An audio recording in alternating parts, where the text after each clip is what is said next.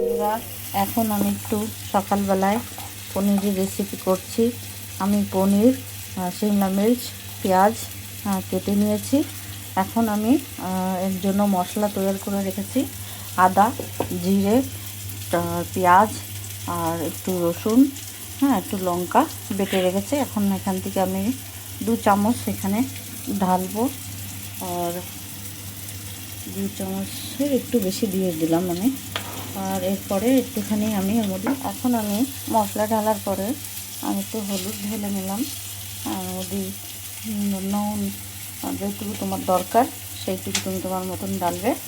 তারপরে আমি একটুখানি হালকা করে গরম মশলা দিয়ে দিলাম। তারপরে আমি একটু জিরের পাউডার দিয়ে দিচ্ছি। তারপরে আমি লঙ্কা গুঁড়ো দিচ্ছি। তুমি যেরকম ঝাল খাবে সেরকমভাবে তুমি দেবে। পরে আমি একটু ধনিয়া পাউডার দিয়ে দেবো, সাবুত একটু জিরা দেবো। ব্যাস, এটাকে এবার আমি এইভাবে মাখিয়ে রেখে দেবো। রাখার পরে এটার মধ্যে আমি একটু দই দিয়ে এটাকে ভালো করে ম্যারিনেট করে রেখে দেবো। তারপরে আমি এটা আমার মনের মতো রান্না করতে পারবো। এখন আমি দইটাকে ভালো করে ফাটিয়ে নিয়েছি। এবার দইটাকে আমি ভালো করে ফাটিয়ে আনার পরে দইটাকে ভালোভাবে মিক্স করে নিয়ে দইটাকে এখানে ভালোভাবে একটুখানি ঘুরিয়ে রেখে দেবো 5-6 মিনিটের মতন। 5-6 মিনিটের মতন আপনি রাখলে ফের অল্প করে সাদা তেল দেবেন। সাদা তেল দিয়ে কড়াইতে হালকা করে একটু জিরে, একটুখানি কাশ্মীরি মেথি ভালো করে গ্যাসটা কমিয়ে রেখে দেবে। ভালো মতন আপনার হয়ে যাবে। এবার বন্ধুরা আমি একটু দই ঢেলে নিয়েছি।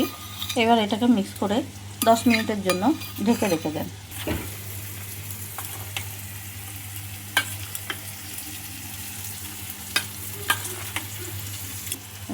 হালকা করে কস্তুরি মেথি মিক্স করে নিলাম। তোমার যেইটুকু দরকার তুমি সেইটুকু ইচ্ছা তুমি দিতেও পারো, নাও দিতে পারো।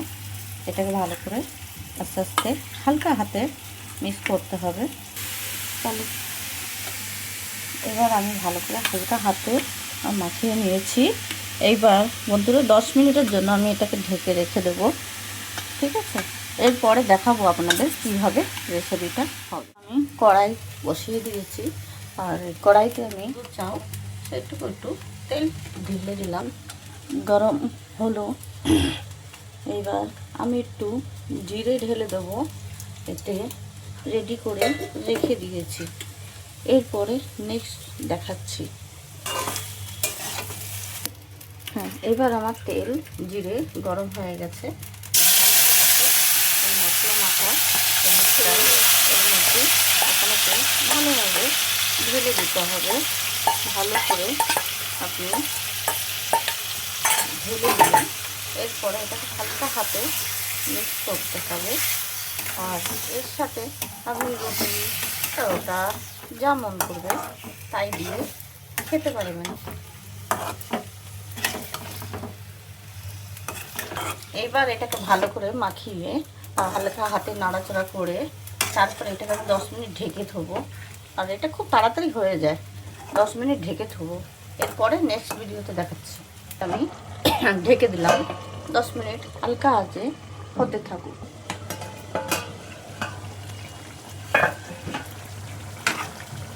দেখো ভালোভাবে হয়ে গেছে। এবার আমি হালকা হাতে নাড়িয়ে দিচ্ছি। এবার একটুখানি আর 5 মিনিটের মতন আমি এটাকে পাকাবো। এভাবে তেল ছেড়ে দিয়েছে। লাস্টে একটুখানি আমি অল্প একটু জল দেবো, যে মশলাটা মাখিয়ে রেখেছিলাম ওই বাটিটার থেকে। আমি এবার ঢেকে দিচ্ছি। এরপরে আপনাকে আবার দেখাচ্ছি। এবার একটু আমি মশলা ধোয়া মাখানো জলটা একটু ঢেলে দিলাম। এবার 2 মিনিট মতন আমি এটাকে গ্যাসে বসিয়ে উপর দিয়ে একটু ধনে পাতা ছিটিয়ে দেবো। ব্যাস, আমার রান্না কমপ্লিট। দেখো আমার রান্না প্লেট হয়ে গেছে। এবার আমি হালকা করে একটু ধনেপাতা ছিটিয়ে দিচ্ছি। ছিটানোর পরে আমি গ্যাসটা নিভিয়ে দেবো।